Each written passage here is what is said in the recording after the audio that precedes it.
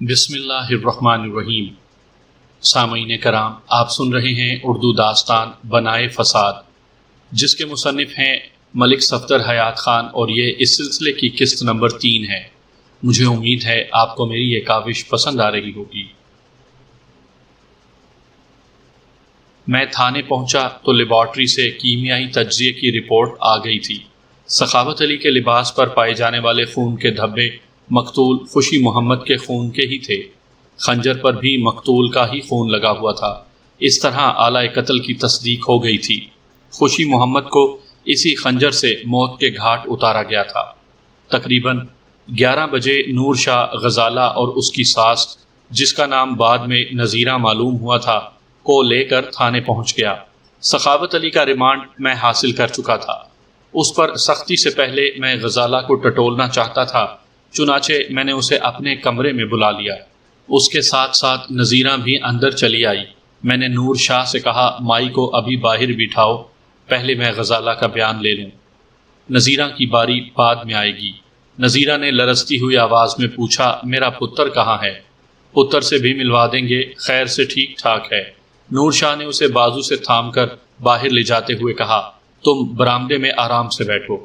میں نے غزالہ سے بیٹھنے کے لیے کہا۔ وہ میرے سامنے رکھی ایک کرسی پر بیٹھ کر سوالیہ نظروں سے مجھے دیکھنے لگی۔ میں چند لمحوں تک اس کے بولنے کا انتظار کرتا رہا۔ وہ مسلسل خاموش رہی تو میں نے اس کی آنکھوں میں جھانکتے ہوئے پوچھا، تمہاری طبیعت اب کیسی ہے؟ میرا سوال اس کے سر کے اوپر سے گزر گیا۔ الجھن آمیز لہجے میں بولی، میں آپ کا مطلب نہیں سمجھی جناب۔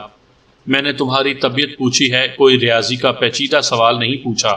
میں نے اسے گھورا۔ وہ جزبز ہو کر بولی، میری طبیعت کیسے ٹھیک ہو سکتی ہے؟ آپ نے میرے سر کے سائیں کو پھاڑ کر حوالات میں بند کر دیا ہے، الٹا مجھ سے طبیعت پوچھتے ہیں، یہ کیسا انصاف ہے؟ میں نے سخت لہجے میں کہا، تمہارے خاوند سے میری کوئی رشتہ داری نہیں ہے، نہ ہی میں نے اس کا اچار ڈالنا ہے۔ اس نے ایک شخص کو قتل کیا ہے، ایک انسانی جان لی ہے اس نے۔ وہ خاموش نظروں سے مجھے تکتی رہی، پھر بولی، آپ نے مجھے تھانے کیوں بلایا ہے؟ میں نے بدستور اس کی آنکھوں میں دیکھتے ہوئے کہا، تم اگر چاہو تو اپنے خاوند کو بچا سکتی ہو۔ ایک لمحے کے لیے اس کے چہرے پر حیرت کے آثار نمودار ہوئے، پھر سنجیدگی نے اسے اپنی گرفت میں لے لیا۔ وہ ٹھہرے ہوئے لہجے میں بولی، میں بھلا کیا کر سکتی ہوں جی؟ میں نے پوچھا، 27 تاریخ منگل کی رات سخاوت علی کہاں تھا؟ وہ جی گھر پر ہی تھا۔ وہ اٹک اٹک کر بولی، میں اس رات جلدی سو گئی تھی، دن بھر کھیتوں میں اس کی مدد کرتی رہی تھی، رات کے کھانے کے بعد آنکھ لگی تو پھر صبح ہی آنکھ کھلی تھی۔ میں نے پوچھا، تم پوری رات بے خبر سوتی رہی تھی؟ پھر اتنے وثوق سے کس طرح کہہ سکتی ہو کہ سخاوت علی اس رات گھر پر ہی تھا؟ میں نے تو اسے کہیں آتے جاتے نہیں دیکھا تھا جی۔ میں نے اچانک سوال کیا، سخاوت علی نے خوشی محمد کو کیوں قتل کیا؟ مجھے کیا پتا جی، تمہیں سب پتا ہے، میں نے ڈانٹ کر کہا۔ تمہارے حق میں بہتر یہی ہے کہ خود ہی بتا دو، آپ خواہ مجھ پر شک کر رہے ہیں۔ دیکھو غزالہ بی بی، میں نے غصے کو ضبط کرتے ہوئے اسے گھورا، میں عورتوں کا بہت احترام کرتا ہوں، مجھے کسی قسم کی سختی کے لیے مجبور نہ کرو۔ تم مسلسل جھوٹ بول کر حقائق کی پردہ پوشی کر رہی ہو۔ اگر تم نے مجھے سب کچھ سچ نہ بتایا تو میں سخاوت علی کے ساتھ ساتھ تمہیں بھی حوالات میں بند کر دوں گا۔ میں نے آپ سے کوئی جھوٹ نہیں بولا جی۔ اس کی ڈھٹائی دیدنی تھی تو اعتماد بھرپور۔ تم خوشی محمد کو نہیں جانتی؟ میں نے غرا کر کہا، یہی بتایا تھا نا تم نے؟ جی۔ میں نے بدستور سخت لہجے میں پوچھا، اور رضیہ کو بھی نہیں جانتی ہو؟ وہی رضیہ جو شادی سے پہلے تمہاری گہری سہیلی ہوا کرتی تھی۔ اس کے چہرے پر ایک رنگ سا آ کر گزر گیا۔ میں نے پہلی مرتبہ اسے پریشان دیکھا۔ وہ بار بار کرسی میں پہلو بدل رہی تھی۔ میں نے کہا، مجھے تمام حالات کا پتہ چل چکا ہے غزالہ بی بی، پورا سکھے کی تمہاری اور رضیہ کی دوستی کا گواہ ہے۔ پھر تمہارے درمیان بگاڑ پیدا ہوا اور اس بگاڑ کی وجہ بھی مجھے معلوم ہے۔ تم خوشی محمد اور رضیہ کے لیے اپنے دل میں جس قسم کے جذبات رکھتی ہو، ان کا بھی مجھے پتہ چل چکا ہے۔ ان حالات میں خوشی محمد کا قتل بہت کچھ سوچنے پر مجبور کر دیتا ہے، اور تمہاری ذات اس سلسلے میں شک سے بالا تر نہیں ہے۔ تم گردن تک اس کیس میں ملوث ہو چکی ہو۔ میں نے ایک لمحے کے توقف کے بعد دوبارہ کہنا شروع کیا، میں سب کچھ ثابت کر دوں گا، تم بچ نہیں سکو گی، جیل اب تمہارا مقدر ہو چکی۔ وہ خوف زدہ نظروں سے مجھے دیکھ رہی تھی۔ میں نے بہت سی باتیں محض اس سے حقیقت اگلوانے کے لیے کی تھی۔ میرا خیال تھا کہ وہ حالات کی سنگینی کو محسوس کر کے زبان کھولنے پر مجبور ہو جائے گی۔ میں نے اس کی پریشانی کو بڑھاتے ہوئے کہا، تم نے کس طرح سخاوت علی کو آمادہ کیا کہ وہ خوشی محمد کو قتل کر دے؟ میں نے کچھ نہیں کیا جناب۔ وہ دونوں ہاتھوں میں چہرہ چھپا کر بولی، میں کچھ نہیں جانتی۔ میں نے پرخیال انداز میں کہا۔ پھر چند لمحے اسے گھورتے رہنے کے بعد چبھتے ہوئے لہجے میں استفسار کیا، گامے سے تمہارا کیا تعلق ہے؟ کون گاما؟ گاما ڈنگر چور۔ یہ کون ہے جناب؟ میں تو اسے نہیں جانتی۔ جیل میں جا کر سب کو جاننے لگو گی، میں نے تلخ لہجے میں کہا۔ پھر ایک کانسٹیبل کو آواز دے کر بلا لیا۔ کانسٹیبل آیا تو میں نے کہا، اسے لے جا کر حوالات میں بند کر دو۔ چلو بی بی آگے لگو۔ کانسٹیبل نے اکھڑے ہوئے انداز میں کہا۔ میرے لہجے کی سختی اور کانسٹیبل کے رویے نے اس پر خاطر خواہ اثر کیا۔ وہ میری طرف مڑ کر بولی، تھانے دار صاحب، میں آپ سے کوئی خاص بات کرنا چاہتی ہوں۔ اس وقت اس کا چہرہ خوف کی اماج گاہ بنا ہوا تھا اور آنکھوں میں ایک عجیب سی دہشت تیر رہی تھی۔ شاید اس کے اعصاب جواب دے گئے تھے۔ میں نے کانسٹیبل کو واپس جانے کا اشارہ کیا۔ ہم کمرے میں تنہا رہ گئے تو وہ پھوٹ پھوٹ کر رونے لگی۔ میں نے اسے رونے دیا۔ کچھ دیر کے بعد وہ سنبھل گئی اور ہراساں نظروں سے مجھے دیکھنے لگی۔ میں نے پوچھا، گویا تم نے سچ بولنے کا فیصلہ کر لیا ہے؟ مجھے پہلے ہی آپ کو سب کچھ سچ سچ بتا دینا چاہیے تھا۔ وہ ندامت سے بولی، تھانے دار صاحب، میں بے قصور ہوں۔ خوشی محمد کا قتل میرے خاوند سخاوت علی نے ہی کیا ہے۔ مجھے ایک جھٹکا سا لگا۔ میں نے تیز آواز میں پوچھا، کیا تمہیں اس بات کا پہلے سے پتا تھا؟ میرا مطلب ہے کہ تمہیں معلوم تھا کہ سخاوت علی خوشی محمد کو قتل کرنے والا ہے؟ اس نے کئی بار ارادہ ظاہر کیا تھا، مگر مجھے امید نہیں تھی کہ وہ اس پر عمل بھی کر گزرے گا۔ وقوعہ کی رات کیا ہوا تھا؟ وہ بولی، اس رات میں واقعی پوری رات سوتی رہی تھی۔ پھر تم اتنے یقین سے کس طرح کہہ سکتی ہو کہ قاتل تمہارا شوہر ہی ہے؟ وہ عجیب سے لہجے میں بولی، تمام ثبوت آپ کے پاس موجود ہیں۔ قاتل گرفتار ہو چکا ہے، تھوڑی پھینٹی شینٹی لگائیں تو خود ہی قبول کر لے گا۔ اس کا طرز عمل ایک مرتبہ پھر مجھے حیرت میں مبتلا کر رہا تھا۔ آخر میں نے پوچھ ہی لیا، تمہیں اپنے شوہر سے ذرا بھی ہمدردی نہیں غزالہ؟ ہمدردی؟ اس نے کچھ اس طرح منہ بگاڑ کر کہا جیسے کوئی ناپاک چیز اس کے حلق سے اتر گئی ہو۔ اس جیسے جانور سے کون ہمدردی کر سکتا ہے؟ میرے استفسار پر اس نے بتایا کہ سخاوت علی انتہائی ظالم اور سفاک شخص تھا۔ ذرا ذرا سی بات پر وہ اسے بے دریغ پیٹ ڈالتا تھا۔ اسی کا حوصلہ تھا کہ اس وحشی درندے کے ساتھ گزارا کر رہی تھی۔ اس نے کئی مرتبہ سوچا تھا کہ وہ اسے چھوڑ دے، اس سے علیحدہ ہو جائے، مگر سخاوت علی اسے آزاد کرنے کے لیے تیار نہیں تھا۔ اس کا کہنا تھا کہ وہ غزالہ کو سسکا سسکا کر مارے گا اور تڑپا تڑپا کر ہلکان کر دے گا۔ اس کا بیان ختم ہوا تو میں نے پوچھا، وہ تم پر ظلم کیوں کرتا تھا؟ اس نے تمہارا قصور بھی تو بتایا ہوگا۔ بتایا تھا اس نے میرا قصور؟ وہ خلاؤں میں گھورتے ہوئے بولی، وہ کمینہ خصلت شخص میرے کردار پر شک کرتا تھا۔ میرا ذہن فوراً مقتول خوشی محمد کے باپ رحیم بخش کی طرف چلا گیا۔ اس نے غزالہ کے مشکوک کردار کے بارے میں بتایا تھا۔ یہی وجہ تھی کہ رحیم بخش نے غزالہ کو بہو بنانے سے انکار کر دیا تھا۔ اب اس کیس کی کڑیاں ملنے لگی تھیں۔ میں نے ذرا نرم لہجے میں دریافت کیا، غزالہ بی بی، تمہارا شوہر تمہارے کردار سے کیوں مشکوک تھا؟ بعض لوگ اپنی گندی فطرت کی وجہ سے مجبور ہوتے ہیں۔ وہ نفرت آمیز لہجے میں بولی، جیسے وہ خود ہوتے ہیں، دوسروں کو بھی ویسا ہی سمجھتے ہیں۔ ایک لمحے کو رک کر اس نے کہا، آئینے میں ہر شخص کو اپنا عکس ہی نظر آتا ہے۔ میں نے ذرا گھما پھرا کر سوالات کیے۔ میں نے سنا ہے تم خوشی محمد سے شادی کی خواہاں تھیں۔ اس کی آنکھوں میں خواب سے اتر آئے۔ آپ نے ٹھیک سنا ہے، مگر وہ بہت گھٹیا نکلا۔ اس کٹنی کی لچھے دار باتوں میں آ گیا۔ مجھے دنیا بھر کے مردوں سے نفرت ہو گئی ہے۔ مجھے اس کے نقطۂ نظر سے کوئی سروکار نہیں تھا۔ میں نے اپنے مطلب کا سوال کیا، غالباً کٹنی سے تمہاری مراد رضیہ ہے۔ میں اس ست خصمی کا نام بھی نہیں سننا چاہتی۔ وہ اچانک بپھر گئی۔ اس کی غزالی آنکھیں شعلے اگلنے لگیں اور چہرہ تمتما اٹھا۔ مجھے اس وقت وہ ایک زخمی شیرنی کی مانند دکھائی دے رہی تھی جو جوش انتقام میں اپنے دشمن کو پلک جھپکتے میں چیر پھاڑ کر رکھ دیتی ہے۔ ایک لمحے کے لیے مجھے اس کے تیور دیکھ کر خوفزا محسوس ہوا۔ میں نے اپنے سوالات کا زاویہ تبدیل کرتے ہوئے پوچھا، تم نے بتایا ہے کہ تمہارا شوہر کئی بار خوشی محمد کو قتل کرنے کا ذکر کر چکا تھا، اس کی وجہ کیا تھی؟ وہ خوابناک انداز میں بولی، اسے شک تھا کہ شادی سے پہلے خوشی محمد سے میرا ملنا جلنا تھا۔ اس شک کی بنیاد؟ اس کی سانسوں میں اچانک تیزی آ گئی، پھنکار کر بولی، وہی اونتری رضیہ، خدا اسے غارت کرے، اس کی نسلوں کا بیڑا غرق کرے۔ اس نے پہلے خوشی محمد کو ورغلایا، پھر میرے گھر کو بھی آگ لگائی۔ میرے بہلانے پھسلانے پر اس نے جو تفصیل بتائی اس کا خلاصہ یہ ہے کہ رضیہ اور غزالہ بچپن کی دوست تھیں۔ غزالہ نے اسکول کا منہ نہیں دیکھا تھا، جبکہ رضیہ نے مڈل تک تعلیم حاصل کی تھی۔ پھر جوانی کی دہلیز پر قدم رکھتے ہی غزالہ کو خوشی محمد اچھا لگنے لگا۔ خوشی محمد کی طرف سے بھی مثبت رد عمل پا کر غزالہ نے عشقیہ خطوط کا سلسلہ شروع کیا۔ غزالہ چونکہ لکھنا پڑھنا نہیں جانتی تھی، اس لیے اس کی جانب سے تمام خطوط اس کی رازدار سہیلی رضیہ ہی لکھ کر دیتی تھی، اور خوشی محمد کے خطوط بھی وہی اسے پڑھ کر سناتی تھی۔ غزالہ کا موقف یہ تھا کہ وہ نہیں جانتی تھی کہ رضیہ اس کی طرف سے خوشی محمد کو بھیجے جانے والے خطوط میں کیا کیا لکھ کر بھیجتی تھی، اور خوشی محمد جواباً کیا لکھتا تھا۔ وہ اس بات پر یقین کر لیتی تھی جو رضیہ اسے بتاتی تھی۔ غزالہ کا خیال تھا کہ اس کی دوست نے اس کے ساتھ بہت بڑا دھوکہ کیا تھا، اس کے اعتماد کو پارا پارا کر دیا تھا۔ وہ اس کے ان پڑھ ہونے کا فائدہ اٹھا رہی تھی۔ ایک طرف تو وہ خوشی محمد سے خود پینگیں بڑھا رہی تھی، اور دوسری جانب غزالہ کے کردار کے حوالے سے اس کے کان بھر رہی تھی۔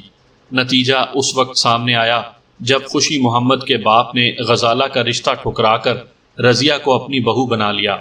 اس واقعے کے بعد غزالہ کو رضیہ اور خوشی محمد کی صورتوں سے نفرت ہو گئی، اور پھر اس نے پلٹ کر ان کی طرف نہیں دیکھا۔ اس نے اپنے موقف کی وضاحت کرتے ہوئے بتایا، چند روز پہلے کی بات ہے، ڈاکیا دوپہر میں ہمارے گھر ایک خط دے گیا تھا۔ اس وقت سخاوت علی گھر پر ہی تھا اور صحن میں بیٹھا کھانا کھا رہا تھا۔ میں تو پڑھنا نہیں جانتی ہوں، میں نے وہ خط سخاوت علی کی طرف بڑھا دیا۔ اس نے خط پر نظر ڈالتے ہی کھانا چھوڑ دیا۔ اس کا چہرہ غضبناک ہو گیا تھا۔ چند لمحے وہ کینہ توز نظروں سے مجھے گھورتا رہا، پھر منہ پھاڑ کر دھاڑا، تو اب تمہارے یاروں کے خط بھی آنے لگے۔ میں ہکا بکا اسے دیکھ رہی تھی۔ میرے منہ سے بس اتنا ہی نکلا، کس کا خط ہے؟ وہ غصیلے لہجے میں بولا، اسی یار کا جس کے ساتھ شادی سے پہلے لکن میٹی یعنی آنکھ مچولی کھیلتی رہی ہو۔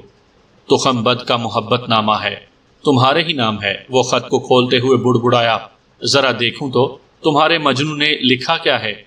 وہ جیسے جیسے خط کی تحریر پڑھ رہا تھا اس کا چہرہ متغیر ہوتا جا رہا تھا۔ خط ختم کرنے کے بعد وہ گرجا، تم نے تو میری عزت کا جنازہ ہی نکال دیا ہے کل موہی۔ پھر اس پر جنون سوار ہو گیا اور وہ لاتوں گھونسوں سے مجھ پر برس پڑا۔ میں حتی المقدور اپنا دفاع کر رہی تھی مگر پیش نہیں چل رہی تھی۔ اس بپھرے ہوئے جنگلی سانڈ سے بھلا میرا کیا مقابلہ؟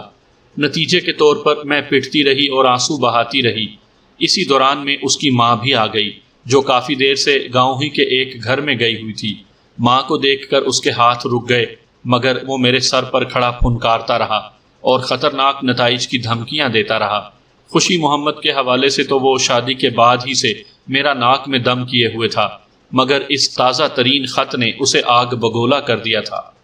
میں چاہوں تو اسی وقت تمہارا چونڈا اور ناک کاٹ کر گھر سے نکال دوں، وہ زہر آلود لہجے میں بولا، مگر میں اتنی آسانی سے تمہاری جان نہیں بخشوں گا۔ پہلے میں تمہارے عاشق کو زندہ دفن کر دوں گا، پھر تمہاری بوٹی بوٹی کاٹوں گا۔ غزالہ نے ہچکی آمیز انداز میں کہا، مجھے کیا پتا تھا کہ وہ اپنی دھمکی پر عمل بھی کر ڈالے گا۔ میں نے تصدیقی انداز میں سوال کیا، یعنی تمہیں یقین ہے کہ سخاوت علی ہی نے خوشی محمد کو قتل کیا ہے؟ ملک صاحب، میں نے اپنی قبر میں جانا ہے، وہ ٹھہرے ہوئے لہجے میں بولی۔ سچی بات تو یہ ہے کہ میں نے اپنی آنکھوں سے اسے قتل کرتے ہوئے نہیں دیکھا، پر اس جیسے وحشی درندے سے کچھ بعید بھی نہیں۔ میں نے ایک دوسرے انداز میں اسے کریدا، غزالہ بی بی، تمہارا بیان ہے کہ وقوعہ کی رات تم بے خبر سوتی رہی تھی اور تمہیں معلوم نہیں، یعنی تم یقین سے نہیں کہہ سکتی کہ اس رات تمہارا شوہر رات بھر کیا کرتا رہا تھا۔ میں نے اپنا جملہ ادھورا چھوڑ کر اس کی جانب دیکھا۔ اس نے اسبات میں سر ہلایا۔ میں نے پوچھا ذرا سوچ کر بتاؤ اس رات سخاوت علی نے کون سے کپڑے پہن رکھے تھے؟ وہ جلدی سے بولی وہی جناب جن پر خون لگا ہوا تھا اور جو آپ کو پڑولے پر سے ملے ہیں۔ میں نے اگلا سوال کیا یعنی جب صبح تم اٹھی تو سخاوت علی کے جسم پر کوئی دوسرا لباس تھا؟ وہ چونک اٹھی۔ یہ تو میں نے خیال ہی نہیں کیا تھا، جانے کیوں پہلے میرا اس طرف دھیان ہی نہیں گیا۔ صبح سخاوت علی نے دوسرا لباس پہن رکھا تھا، مجھے اچھی طرح یاد ہے وہ رات والا لباس نہیں تھا۔ اب ساری صورتحال واضح ہو چکی تھی۔ اگر غزالہ کے بیان کو منوعن سچ سمجھ لیا جاتا تو سخاوت علی 100% قاتل تھا، مگر میرے نقطۂ نظر سے ابھی بہت سی باتیں وضاحت طلب تھیں۔ مثلا مقتول خوشی محمد کی شادی کو 1 سال گزر چکا تھا اور بقول سکھے کی والوں کے اس کی ازدواجی زندگی خوشحال و خوشگوار تھی۔ ایسی صورت میں اس کا غزالہ کے نام عاشقانہ خط لکھنا سمجھ میں نہیں آتا تھا۔ رحیم بخش کے علاوہ میں نے پنڈ کے 2-4 معزز لوگوں سے بھی غزالہ کے چال چلن کے بارے میں دریافت کیا تھا۔ ان کی رائے بھی غزالہ کے بارے میں اچھی نہیں تھی، اس لیے غزالہ کی کہانی پر آنکھ بند کر کے یقین نہیں کیا جا سکتا تھا۔ اس کی تصدیق بہت ضروری تھی اور یہ تصدیق سخاوت علی ہی کر سکتا تھا۔ اس کے علاوہ بھی ایک بات میرے ذہن میں کھٹک رہی تھی اور وہ تھی کھوجی باب تاجے کا تجزیہ۔ میں نے غزالہ سے کہا کہ وہ باہر جا کر بیٹھے اور اس کی ساس نذیرہ کو اندر بلا لیا۔ چاچی نذیرہ، میں نے اس کے بیٹھتے ہی کہا، تمہارا بیٹا بری طرح پھنس چکا ہے، اب اس کا بچنا ممکن نہیں ہے۔ تمہاری بہو نے اس کے خلاف بیان دے دیا ہے۔ میں نے دانستہ غزالہ کے بیان کا حوالہ دیا تھا تاکہ حقیقت سے پردہ اٹھ سکے۔ کیا کہا ہے غزالہ نے؟ وہ پرتشویش نظروں سے میری طرف دیکھتے ہوئے بولی۔ اس نے کیا بیان دیا ہے؟ میں نے کہا، اس نے بتایا ہے کہ سخاوت علی ہی نے خوشی محمد کا قتل کیا ہے۔ وہ بے حیا جھوٹ بولتی ہے، اپنی کرتوت پر پردہ ڈالنے کے لیے وہ میرے بیٹے کی گردن پھنسا رہی ہے۔ کون سے کرتوت؟ جب اسے کوئی لاج نہیں آئی تو میں بھی کیوں اس کی شرم رکھتی پھروں؟ نذیرہ اچانک پھٹ پڑی۔ پتہ نہیں وہ کون سی بری گھڑی تھی جب میں اس کو بیاہ کر لائی تھی۔ اس نے میرے شیر جیسے جوان بیٹے کو روگ لگا دیا، دن رات سلگتا رہتا ہے۔ میں تو پچھتا رہی ہوں اس ویلے کو جب یہ کالی ہنیری میرے گھر میں داخل ہوئی تھی۔ اس نے تو ہمارے منہ پر کالک مل دی ہے تھانے دار صاحب، اور اب یہ ڈائن میرے گبرو پتر کا کلیجہ کھانا چاہتی ہے۔ میں نے مزید 2-4 سوالات کیے۔ نذیرہ کے جوابات کا لب لباب یہ تھا کہ غزالہ نے اپنے انداز و اطوار سے ان کی ناک کٹوا دی تھی۔ اس کے بیان میں ہو سکتا ہے کہ ساس بہو کی چشمک کا بھی دخل رہا ہو، مگر میں رحیم بخش اور دیگر معززین سکھے کی آراء کو بھی نظر انداز نہیں کر سکتا تھا۔ میں نے نذیرہ سے اس دن کی مار پیٹ کی تصدیق بھی کی جب غزالہ کے نام خوشی محمد کا خط آیا تھا۔ اس نے اس حوالے سے سخاوت علی کی حمایت کرتے ہوئے غزالہ کو بے لباس گالیوں میں تول دیا تھا۔ میں نے غزالہ اور نذیرہ کے تحریری بیان پر ان کے انگوٹھے لگوائے اور انہیں جانے کی اجازت دے دی۔ ساتھ ہی میں نے انہیں یہ تاکید بھی کر دی کہ وہ گاؤں سے باہر جانے کی کوشش ہرگز نہ کریں اور اگر جانا ناگزیر ہو تو پہلے تھانے میں اطلاع کریں۔ نذیرہ چیخ کر بولی، نہ بابا، اب تو میں اس بغیرت کو اپنے گھر میں داخل بھی نہ ہونے دوں گی، میری جاتی ہے جوتی۔ غزالہ نے ہوا میں ہاتھ لہراتے ہوئے کہا، میرا ابا بھی تھانے آیا ہوا ہے، وہ ابھی ابھی پہنچا ہے، باہر برآمدے میں بیٹھا ہوا ہے، میں اب سیدھی اپنے گھر جاؤں گی، ذرا سخاوت کو چھوٹ جانے دو۔ نذیرہ نے بھی ہوا میں ہاتھ چلائے، 3 طلاقیں نہ دلوا دیں تو میرا نام بدل دینا، میں تمہارا حلیہ بھی بدل دوں گی بوڑھی منحوس۔ غزالہ نے اسے گھورا، اور تمہارا وہ سونا چند چھوٹنے والا نہیں ہے، ایسے قاتلوں کو تو فوراً پھانسی لگا دینا چاہیے۔ ہائے وے ربا، میں مر جاواں۔ نذیرہ دونوں ہاتھ ملتے ہوئے بولی، اس کالی زبان والی کو اٹھا لے میرے سوہنے ربا۔ میرا خیال تھا کہ وہ ایک دوسرے کو کوس کاس کر وہاں سے چلی جائیں گی، مگر صورتحال اچانک سنگینی اختیار کر گئی۔ غزالہ نے آگے بڑھ کر نذیرہ کے بال پکڑ لیے تھے اور اسے ایک زوردار جھٹکا دے کر زمین پر گرا لیا۔ مجھے حیرت ہوئی کہ وہ دونوں گزشتہ 5 ماہ سے ایک چھت کے نیچے کس طرح امن و امان سے رہ رہی تھی۔ مجبوراً مجھے مداخلت کرنا پڑی۔ میں نے گرج کر کہا، بند کرو یہ تماشا، یہ تھانہ ہے، کوئی اکھاڑا نہیں ہے۔ اتنی دیر میں ایک کانسٹیبل نے کوشش کر کے انہیں ایک دوسرے سے علیحدہ کر دیا۔ نذیرہ پورے وجود سے کانپ رہی تھی اور دھیمی آواز میں ہائے وائے کر رہی تھی۔ غزالہ بھی منہ ہی منہ میں بڑبڑا رہی تھی، یقیناً اپنی ساس کو صلواتیں سنا رہی ہوگی۔ کچھ ہی دیر کے بعد میں نے انہیں وہاں سے روانہ کر دیا۔ نذیرہ اپنے گاؤں ٹہلی والا چلی گئی، جبکہ غزالہ اپنے باپ محمد حسین کے ساتھ اپنے میکے سکھے کی روانہ ہو گئی۔ سخاوت علی کو جب معلوم ہوا کہ اس کی بیوی نے اس کی ماں کے ساتھ کیا سلوک کیا ہے تو وہ آگ بگولا ہو گیا۔ پھر جب اسے پتہ چلا کہ غزالہ نے اس کے خلاف بیان دیا ہے تو وہ آپے سے باہر ہو گیا۔ جنون کی سی کیفیت میں اس نے اپنے کپڑے پھاڑ ڈالے اور بے تحاشا چیخنے چلانے لگا۔ حوالات کی دیواروں سے سر ٹکرا ٹکرا کر اس نے خود کو لہو لہان کر لیا تھا۔ بڑی مشکل سے اس پر قابو پایا گیا۔ بعد ازاں جب وہ ذرا نارمل ہوا تو اس نے مجھے بتایا کہ ایک سوچے سمجھے منصوبے کے تحت اسے پھانسنے کی کوشش کی جا رہی ہے۔ یہ اس کا خیال تھا، تاہم وہ اپنے خیال کی تصدیق کے لیے کوئی ثبوت پیش نہ کر سکا۔ میرے لیے یہ کوئی نئی بات نہیں تھی۔ قتل کے اکثر مجرم جب پوری طرح قانون کے شکنجے میں آ جاتے ہیں اور انہیں بچنے کی کوئی امید نظر نہیں آتی تو وہ یہی موقف اختیار کرتے ہیں کہ انہیں باقاعدہ کسی سازش کے تحت پھانسا گیا ہے۔ سخاوت علی کے ریمانڈ کو چوتھا روز تھا۔ اس دن میں ذرا دیر سے تھانے پہنچا تھا۔ میں تھانے کے برآمدے سے گزر رہا تھا کہ ایک اندرونی کمرے میں سے مجھے کسی شخص کے بل بلانے کی آوازیں سنائی دیں۔ میں سمجھا شاید سخاوت علی سے مہمان نوازی جتائی جا رہی ہے۔ اندر پہنچنے کے بعد میرا یہ خیال غلط ثابت ہو گیا۔ حوالدار برکت علی ایک لہیم شہیم گنجے سر والے شخص کی خاطرداری میں مصروف تھا۔ گینڈے نما اس گوشت کے پہاڑ کو چٹائی پر اوندھے منہ لٹایا گیا تھا اور 4 کانسٹیبلوں نے اس کے ہاتھ پاؤں بڑی مضبوطی سے جکڑ رکھے تھے۔ حوالدار برکت علی سانس کھینچ کر 9x4 کے لتر سے مذکورہ شخص کی تشریف پر چترول کر رہا تھا۔ میرے استفسار پر مجھے بتایا گیا کہ وہ غلام احمد عرف گاما مویشی چور تھا۔ میں اس کا نام سنتے ہی چونک اٹھا۔ کہاں سے پکڑا ہے اسے برکت علی؟ حوالدار برکت علی نے میری موجودگی کو محسوس کر کے ہاتھ روک لیا تھا۔ اس نے بتایا ملک صاحب، یہ مردود خود ہی یہاں پہنچا دیا گیا ہے۔ رات یہ اپنی کارروائی کرتے ہوئے پکڑا گیا تھا۔ ابھی تھوڑی دیر پہلے 3 افراد اسے تھانے چھوڑ گئے ہیں۔ رات بھر انہوں نے بھی اس کی خوب توازی کی ہے۔ اب ہماری باری ہے۔ ٹھیک ہے، میں نے کہا، جب تمہاری تسلی ہو جائے تو اسے میرے کمرے میں لے آنا۔ Okay sir. حوالدار نے مجھے سلوٹ مارا۔ میں وہاں سے اپنے کمرے کی جانب بڑھ گیا۔ اپنے کمرے میں داخل ہونے سے پہلے میرے کانوں میں گامے کی کربناک چیخ گونجی۔ حوالدار برکت علی نے منقطع سلسلہ دوبارہ شروع کر دیا تھا۔ میں نے ہیڈ محرر کو اپنے کمرے میں بلایا اور اس سے گامے کے بارے میں پوچھا۔ وہ بولا ملک صاحب، کچھ دیر پہلے پنڈ منڈھورا کلاں سے 3 آدمی آئے تھے۔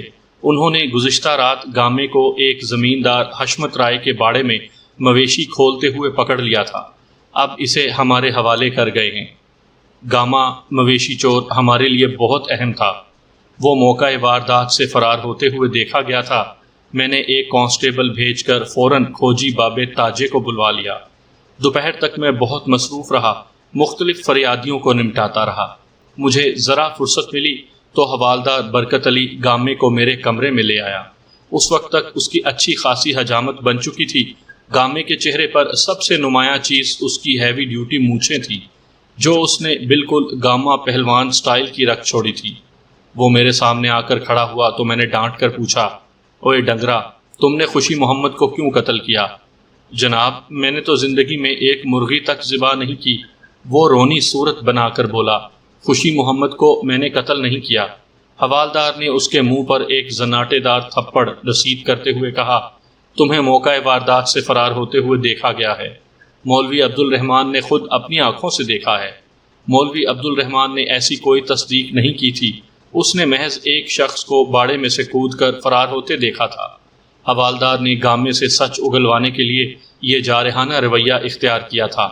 اوے بولتے کیوں نہیں، گونگلو کی اولاد؟ برکت علی نے اس کے سر کے چٹیل میدان پر چپت رسید کرتے ہوئے کہا، ملک صاحب کچھ پوچھ رہے ہیں تم سے۔ وہ میز کے نیچے گھس کر میرے قدموں سے لپٹ گیا۔ جناب، میں قاتل نہیں ہوں، میں تو صرف ڈھور ڈنگر چوری کرتا ہوں۔ وہ روتے ہوئے بولا، آپ میری بات کا یقین کریں، میں نے کسی خوشی محمد کو قتل نہیں کیا، میں تو اسے جانتا بھی نہیں۔ اوئے لکڑی کے باندر، باہر نکل۔ حوالدار نے اسے کرتے سے پکڑ کر باہر گھسیٹنے کی کوشش کی، مگر اس کی کوشش کامیاب نہ ہو سکی۔ ایک تو گاما وزنی تھا، دوسرے وہ میری ٹانگوں سے بری طرح چمٹا ہوا تھا۔ 2 سپاہیوں نے برکت علی کی مدد کی اور کھینچ کر گامے کو باہر نکالا۔ وہ چور جس کی دہشت آلے دوالے کے گاؤں کو اپنے حصار میں لیے ہوئے تھی، اس وقت ایک سوکھے پتے کی طرح کپ کپا رہا تھا۔ میں نے کڑک کر پوچھا، تمہاری خوشی محمد سے کیا دشمنی تھی؟ کوئی نہیں سرکار، آپ کس خوشی محمد کا پوچھ رہے ہیں؟ وہی خوشی محمد، تیری بیبے کا یار، جسے تو نے سکھے کی میں اس کے باڑے کے اندر چارپائی کے اوپر 27 تاریخ کو منگل کی رات خنجر کے وار کر کے موت کے گھاٹ اتارا تھا۔ کچھ یاد آیا؟ اس کی آنکھیں پھٹی کی پھٹی رہ گئیں۔ میں نے کہا، ہمارے پاس تمام ثبوت موجود ہیں، ہم نے تمہارا کھرا بھی نکلوا لیا ہے۔ سکھے کی سے نکل کر کوٹ کشال کی طرف گئے تھے یا پھر ٹہلی والا کی جانب؟ سچ سچ بتاؤ، تم نے کس کی اماں پر خوشی محمد کا خون کیا؟ کیا وہ لڑکی تمہیں بہت اچھی لگتی ہے؟ میں نے اندھیرے میں ایک تیر چلایا تھا جو خطا گیا۔ وہ تھر تھر کانپنے لگا۔ جناب، آپ کیسی باتیں کرتے ہیں؟ میں کسی لڑکی کو نہیں جانتا، نہ ہی میں قتل جیسے معاملات میں پڑتا ہوں۔ میں تو بس ڈنگر چوری کرتا ہوں۔ رب دی سوں آپ میری بات کا یقین کریں، اس رات بھی میں ڈنگر چوری کرنے ہی گیا تھا، مگر اوئے اگر مگر کیا کرتے ہو جن کی اولاد؟ حوالدار نے اس کی پیٹھ پر ٹھوکر ماری۔ پوری بات بتا۔ وہی بتا رہا ہوں سرکار۔ وہ ایک جھرجھری لے کر بولا، میں تو ڈنگر چوری کرنے کے ارادے سے ہی باڑے میں داخل ہوا تھا، مگر وہاں کا نقشہ دیکھ کر تو فرشتے مجھے چھوڑ گئے تھے۔ میں جیسے ہی کود کر باڑے میں گیا تھا ویسے ہی واپس نکل آیا اور کوٹ کشال کی جانب دوڑ لگا دی۔ مجھے یاد ہے جب میں باڑے سے نکل کر گلی میں دوڑ رہا تھا تو کسی نے آواز دے کر مجھے روکنے کی کوشش بھی کی تھی، پر میں جو کچھ باڑے میں دیکھ چکا تھا اس کے بعد تو رکنے کا سوال ہی پیدا نہیں ہوتا تھا۔ کیا دیکھ لیا تھا تم نے؟ ایک لاش۔ اس نے ایک مرتبہ پھر جھرجھری لی اور آنکھیں بند کر لیں۔ تھوڑی دیر بعد وہ آنکھیں کھول کر بولا، یہ تو آپ سے ابھی مجھے پتا چلا ہے کہ وہ کسی خوشی محمد کی لاش تھی۔ میں تو اسے دیکھتے ہی خوف زدہ ہو گیا تھا۔ اس کا پورا بدن خون میں نہایا ہوا تھا۔ میں نے اسے ڈانٹا، اوئے الو کے تخم، تم نے اندھیرے میں کیسے دیکھ لیا کہ اس کا پورا بدن خون میں نہایا ہوا تھا؟ میں اس کے قریب گیا تھا جی۔ وہ جلدی سے بولا، یہ تو ہمیں کرنا ہی پڑتا ہے جناب۔ اگر کوئی شخص جانوروں کے پاس سویا ہوا ہو تو ہم اس کو رومال سونگھا دیتے ہیں۔ اس رومال پر ایک مخصوص دوائی لگی ہوتی ہے، سانس کے ساتھ وہ دوائی سونے والے کے پھیپھڑوں میں چلی جاتی ہے اور وہ اینٹا غفیل ہو جاتا ہے۔ اس طرح ہم اپنا کام بآسانی انجام دے لیتے ہیں۔ ہم سے تمہاری کیا مراد ہے؟ میں نے پوچھا، کیا تمہارے ساتھ کچھ اور لوگ بھی شامل ہیں؟ اگر وہ صرف مویشیوں کی چوری میں پکڑا گیا ہوتا تو ممکن تھا وہ اپنے ساتھیوں کے بارے میں کبھی زبان نہ کھولتا، مگر یہاں تو معاملہ ہی الٹا ہو گیا تھا۔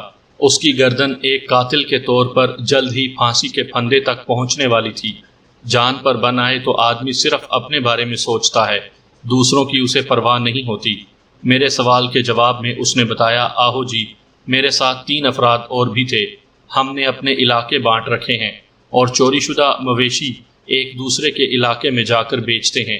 اس طرح ہمارے پکڑے جانے کے امکانات باقی نہیں رہتے۔ ایک لمحے کے وقفے کے بعد اس نے کہا، پر قسمت ہی خراب ہو تو بندہ پکڑا ہی جاتا ہے۔ صرف پکڑا ہی نہیں جاتا بلکہ اگلے جہان بھی پہنچ جاتا ہے۔ میں نے کہا، قتل کے کیس میں چھوٹنا بہت مشکل ہوتا ہے بچو۔ وہ میری منتیں کرنے لگا اور گڑ گڑا کر مجھے یقین دلانے لگا کہ وہ قاتل نہیں ہے۔ اس نے اپنے 3 ساتھیوں کے نام بھی بتا دیے۔ ان کا تعلق پنڈی بھٹیاں، حافظ آباد اور قلعہ دیدار سنگھ سے تھا۔ گاما گزشتہ رات منڈھورا کلاں سے پکڑا گیا تھا۔ مویشی چوری کرنا ایک الگ معاملہ تھا۔